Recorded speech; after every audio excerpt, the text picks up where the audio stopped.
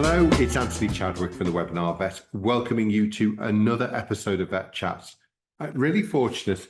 I love LinkedIn. You know, I've met so many really great people through LinkedIn, and Chad Brown is another of those. Chad is a veterinary surgeon.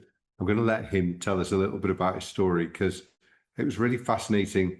Starting to interact with Chad on LinkedIn and then seeing how much sort of in common probably the story is as well. Somebody who likes to change and pivot, I think is the word that's popular nowadays. So Chad, thank you so much for coming on. Really appreciate your time. I know how busy you are juggling so many balls, but perhaps for those people who don't know you, give us a little potted history. Sure. So thank you, Anthony, very much. I've met so many people through LinkedIn as well. Actually, I just started really getting involved and engaged in LinkedIn approximately 7 or 8 months ago, and I'm just so flattered that there's been so many people that have reached out, and it's been so great. A little clarification. So in America, if you call yourself a veterinary surgeon, you're a board certified surgeon. You've done a residency and everything else. So I am in America. I'm in Iowa right now, but so I am a general practitioner, a regular.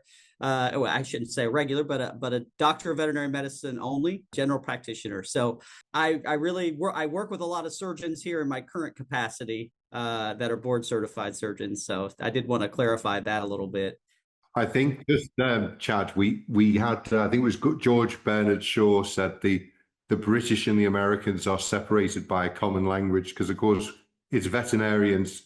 If we say we're a vet, you know, we often say in the UK we're just, you know, we are a vet, which obviously in America has a completely different meaning. So language is so important, and there are differences between the two cultures, aren't there? There aren't there?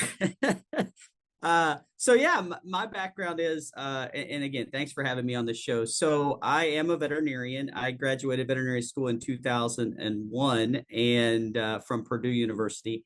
I went back home. You can probably hear the Appalachian in my voice, and so I am from West Virginia, and so really close to the western part of West Virginia, where Southern Ohio and Eastern Kentucky all connect. It's called the Tri-State region, and so I graduated and I went back home and was going to be my plan was I want to be a mixed animal veterinarian, but they didn't have any mixed animal veterinarian positions, and I come from an agricultural beef cattle background, and so I took a small animal job because I wanted to be back home. And so, after that, after about 6 months in, I started a large animal business on the side. And I told our students that all the time, our veterinary students, that, you can make jobs, even, you don't have to wait until you're comfortable, until you feel ready, because a lot of times you're not. So I started a large animal business just out of the back of my truck because I was really wanting to scratch that itch. And that was my background and that was my interest too. But so I did, and did that for about 6 years. So I was a small animal practitioner and that. And so I decided, well, I think I want to buy that practice that I was working at, the small animal practice, and kind of transition it into mixed animal. Well, we didn't agree to the terms of the contract from it. And so to be quite frank, when I told him I didn't want to buy the practice, he actually fired me. That day, and so I had to start my own, and it was really one of those fortunate occurrences. So went out and started my own mixed animal practice, found a building, and we kind of refurbished it and made it into a mixed animal practice 50-50, and grew that for 7 more years, and was very fortunate that I had a large staff, 3 veterinarians, a bunch of wonderful qualified credentialed technicians. And 3 things happened. So at that point, I was about 15 years of being on call 24/7 and a 50-50 practice. And a local college had asked me to help start a vet tech program. And the truth is that I had already been really kind of getting interested in academia. I had already been doing some educational work at Ohio University, which is a university that's close to us, in their equine studies program. And I really valued veterinary students and veterinary technicians. They came to do externships with me. And I just loved having them around. I just loved it. I Mm. loved teaching. I loved, I don't know if I've met a vet yet that didn't love to teach students in some capacity, but I loved having them, and I really, really got interested in veterinary technicians and what effect and what positivity, just how they made practices better, more financially better, and efficiently better. So I got into that space. I went to local college, asked me to start a vet tech program. They had a fun, a grant. And so at the same time, interestingly enough, the veterinary technicians that worked for me at my practice, they actually bought my practice. The veterinarians that worked for me had no interest in buying the practice. So in West Mm. Virginia, you didn't have to be a veterinarian to own. And that was in 2016. And so was very fortunate to get a vet tech program off the ground and accredited in West Virginia. And, it's still going. It's still there. I was there about 4 years, and then an opportunity came to lead both of the accredited programs at Purdue University, their veterinary nursing programs. And if you're in the field of veterinary nursing, Purdue University is paramount in my mind. It's always ranked in the both of them, the online program and the campus program, are consistently ranked top. Out of the 217 programs that are out there, or in the top five. And so that was a wonderful experience because I got to lead a team of a community of online educators and a community of on-campus educators. And so two different ways to teach veterinary technicians, but we made an impact both at our teaching hospital, locally as well as globally. We had students in 18 different countries. We had, probably 1,200 students in the program at the time.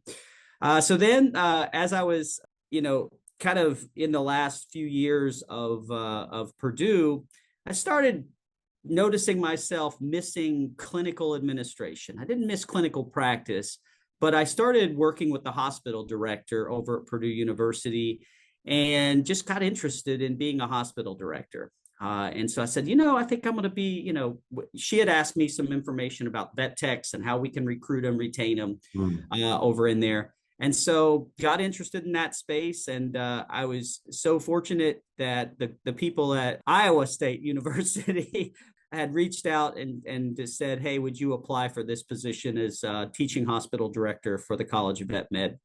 And I've been here for a year and a half. Yeah. Yeah.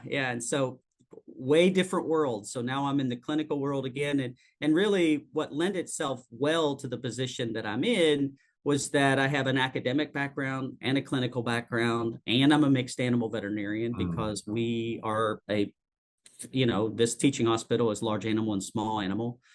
So that's the veterinary route, if that's Yeah. what you're interested in now.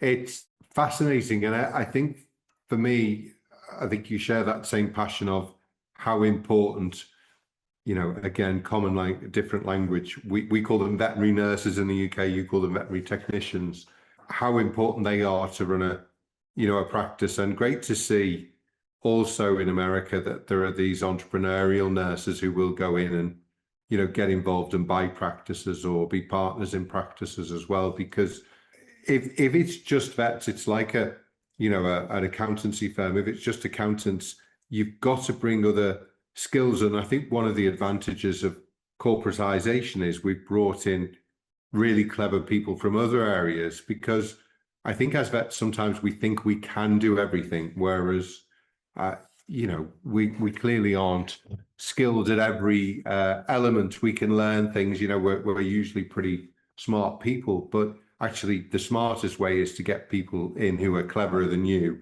to do those things that you haven't spent 20 years learning about, isn't it?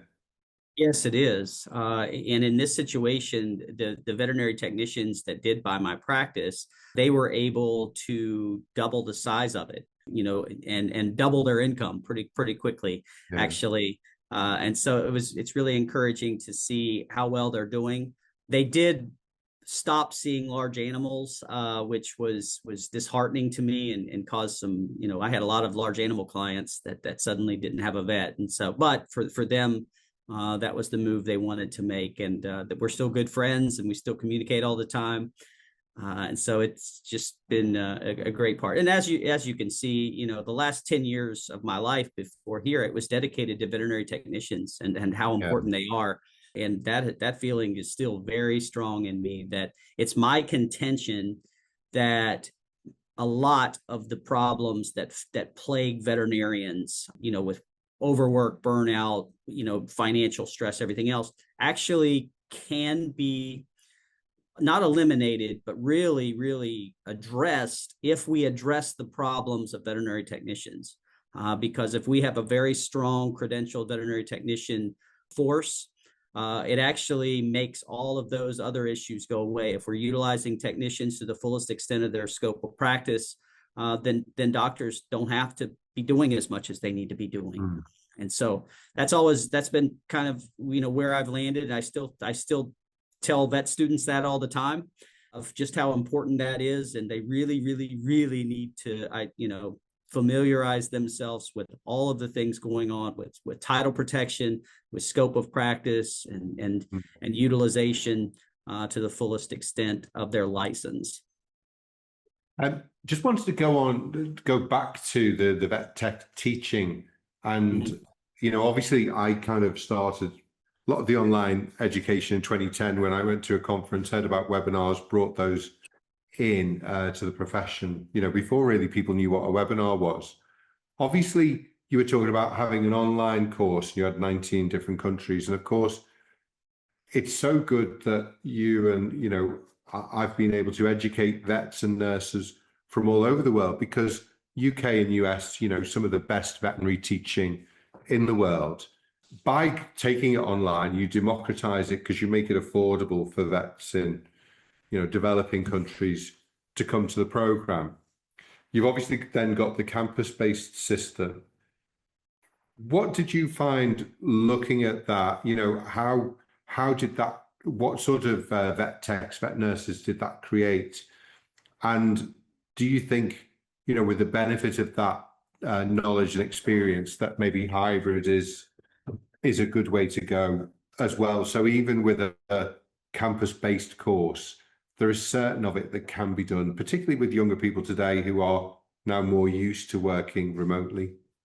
Yes, yeah, that's a great question. So I was at Purdue. The director of the vet, they've changed it. They've since changed it back to veterinary technician programs. Was in a unique position because you were director of both of these programs, and in ways they competed with each other. Especially for applicants. So I'll start with the benefits, of our a campus program. Now, a campus program can be, most of the veterinary technology programs, technician programs, are delivered in community colleges. But at Purdue, we were a 4-year bachelor program where the experience we could give our students was a Big Ten university experience, and they could come in.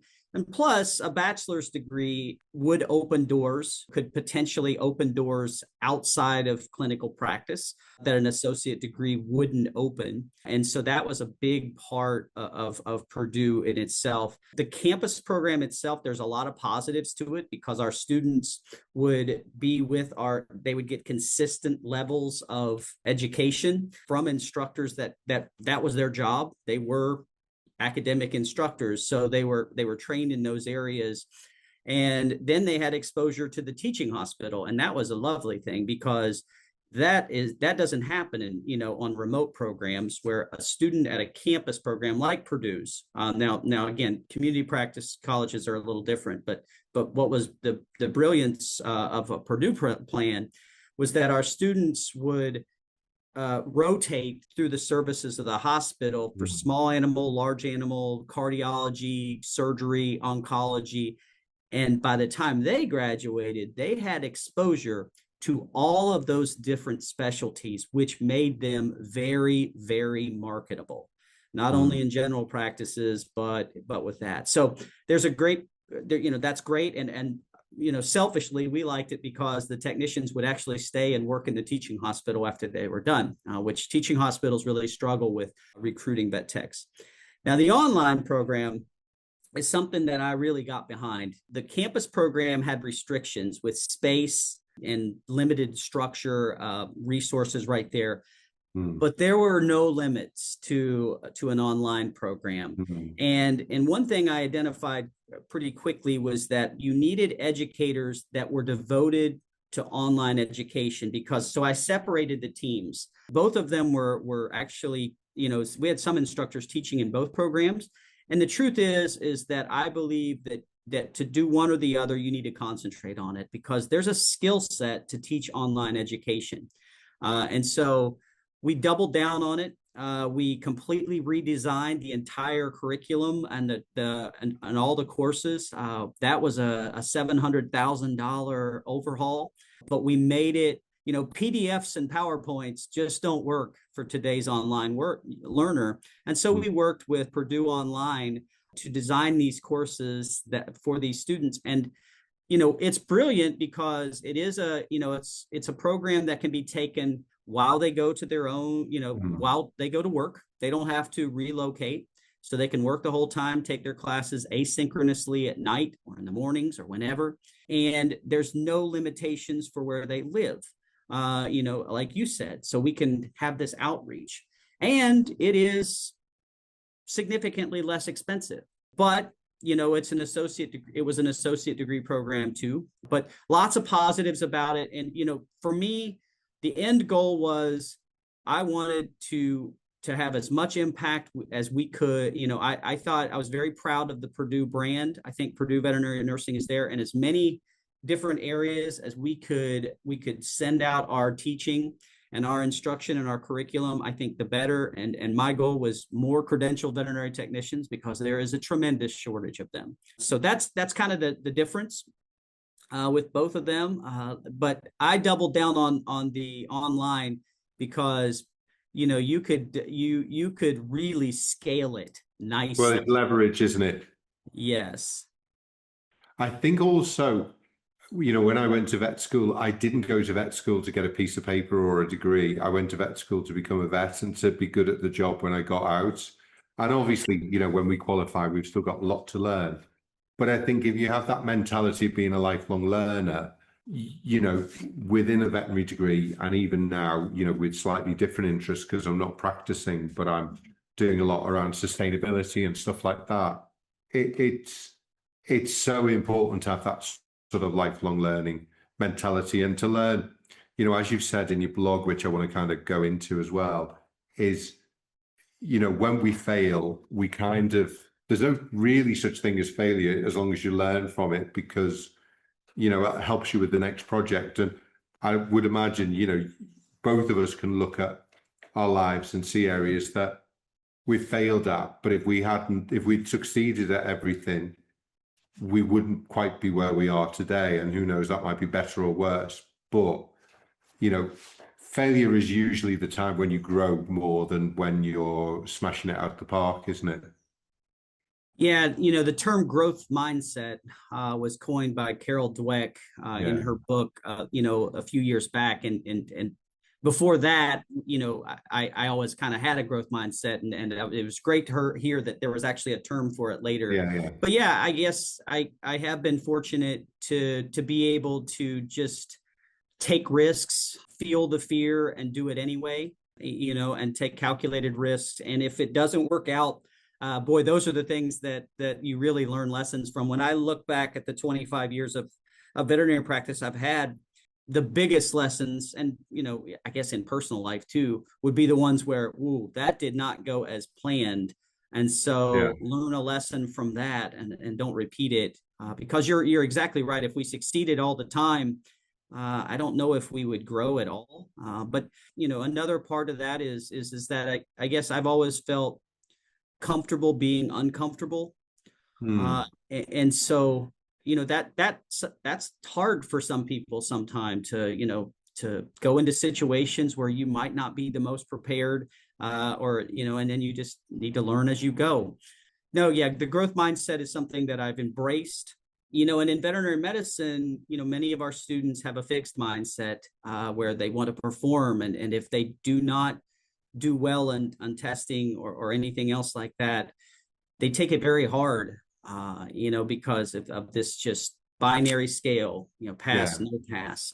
confidence can disappear very quickly then, and then it makes it more difficult. Whereas if you realize that there's bumps on the road, and there's still that humility there, but you kind of don't expect that arrogance that you're always going to succeed.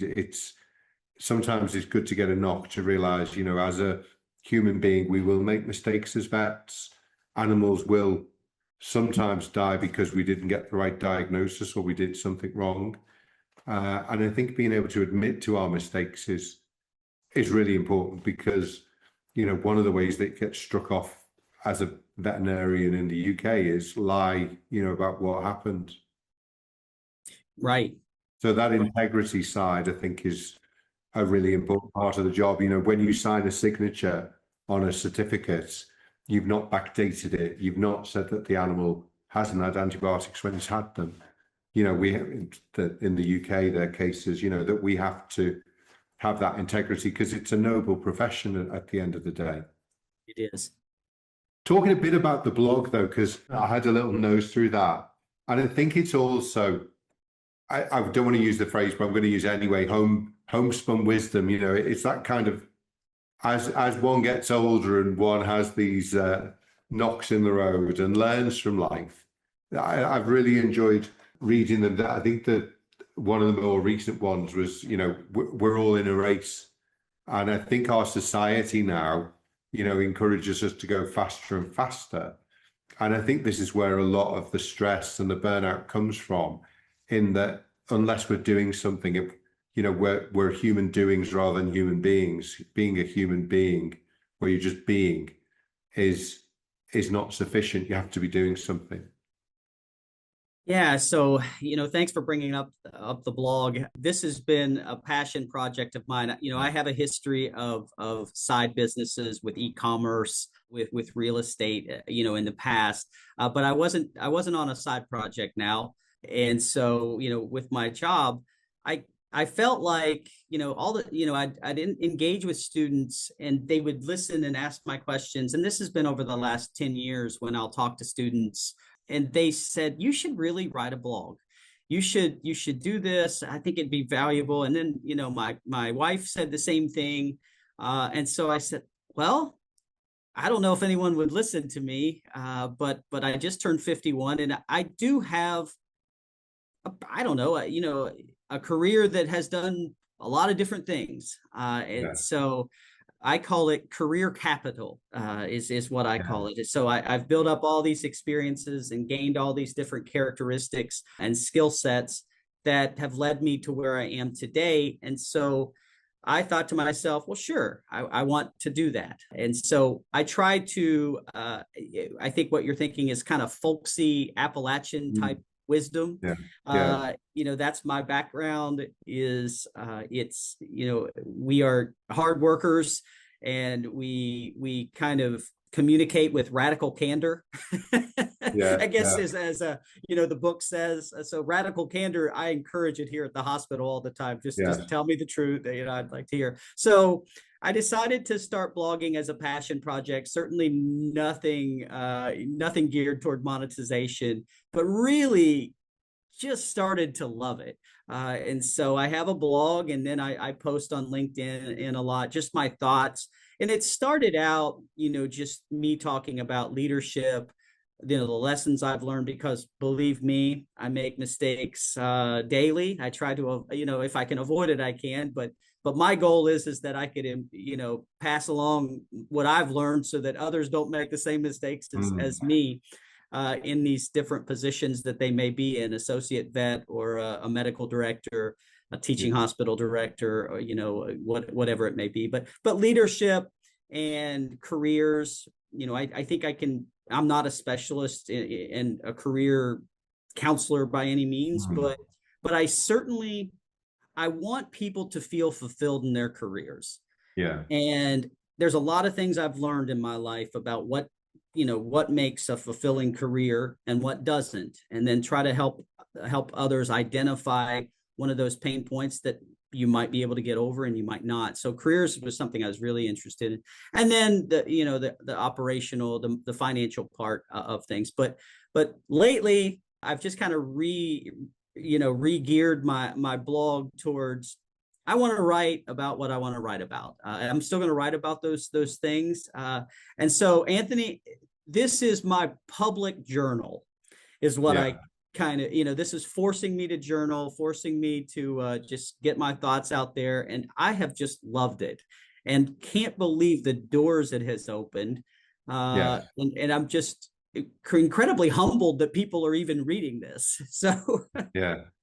Well, it's also cathartic, and I think to journal and to write is really powerful. I suppose to kind of finish, I'd love to get your perspective on, and spent a long time in your career teaching students, both veterinary nurse, vet tech, and veterinarians. Where are we at with them now? How do we make sure that we're preparing people for a veterinary career, which is, I don't know, I'm going to use the word vocational. It was certainly what I was. I wanted to be a vet from when I was 8, and I loved the job and very much connected with and understood the hard hours that you'd have to work and the service that you were giving. Are you still getting the sense that we're vocational? And are we, at university level, picking the right people to stay in the job? And if we are, how do you think the kind of burnout and the loss of vets, which I understand is happening in America in the same way that it is in the UK, maybe some ideas of solutions from perhaps what you've seen happening in Purdue and Iowa and other places? Sure. So, the goal of any academic, there are 3 missions to a college of veterinary medicine, and that's to educate students, to do research, and then to provide clinical service. But in terms of teaching, our ultimate goal is to educate and prepare career-ready veterinarians for first day practice, Yeah. and be continuous learners. So the things we're seeing that we've had to pivot a little bit with is we're trying to add to the curriculum more things around non-clinical skills, business acumen, personal finance, things that are stressful to new students with maybe a high student debt burden. And so really preparing them financially for contract negotiations and giving them that language. I teach an entrepreneurship class here in practice management at Iowa State, and it was just really well attended and I think really liked. So that's one thing. Communication skills and, getting them prepared for, getting out into the real world, and you may get a 1-star Yelp review. And so really putting them in situations in the curriculum where they do feel that bit of pressure in a low stakes environment. I think that's something that veterinary schools are really looking to do now, because we don't want them leaving the profession. And many of them leave clinical practice soon after they start. And I believe that there's a role that colleges of vet med can play in that role too. And so the other one is corporate practice. A lot of practices now are corporate practices, and just exposing our students to maybe that little difference between how corporations are run versus private practices. And I think that career exposure, is important as well. I think technology is a big one. Especially with artificial intelligence and virtual reality, 3D, all of these different things. So most practices, 40% of practices are using AI in their practices. And so I believe there is a role to the College of Veterinary Medicine that we expose our students to AI throughout the curriculum. It's embedded places. Now it's taking a while for some universities. And again, I'm not on the academic side of Iowa State, but just getting them exposure to the various types of AI that's used in practices. For instance, things like AI transcription software that is used in practices, though we're trying to get that into the teaching hospital right now. And things like that, and responsible use of AI, and not just blindly following the results of a ChatGPT search, but really kind of making it a part, because they're going to use it. And so, they're going to use it either in practice or whatever. And so a responsible and ethical way that we can have them use it in learning, and then make sure that they're able to use their own knowledge to verify that it is accurate or not. And so those are things that come right to the top of my head. In terms of veterinary technicians, something I'm very passionate about that I think all veterinary schools should be doing right now, because of what I told you earlier, is that I do think even if they don't have a vet tech school in their college, I think we should be educating our students on the biggest issue, our veterinary students on the biggest issues that plague veterinary technicians. And if they are prepared and they know what veterinary technicians are dealing with, and what they want, and their utilization and everything else, I actually think that would be a very good use of some of their curriculum time, even if they just had one lecture a semester about it, about the various issues. So anyway, those are just right off the top of my head. I could name 6 or 8 more, but yeah. That's brilliant, Chad. Listen, it's been really great to speak. It's so good, obviously, to have met you on LinkedIn, but you only get so far on LinkedIn. So to actually go virtually face to face has been fantastic. And who knows, hopefully one day soon we'll get to meet properly face to face as well. I can't wait. Chad, thank you so much for all the great work you're doing, particularly with vet nurses, vet techs. We love our vet nurses at the Webinar Vet and our vet techs as well. And really appreciate your time because I know how busy you are. So thanks for coming on the call. All right. Thanks, Anthony. I'm really, really loved being here. Cheers. Thanks, Chad. And thanks everyone for listening. Obviously, I hope to see you very soon on a podcast or a webinar. Take care and have a great day. Bye.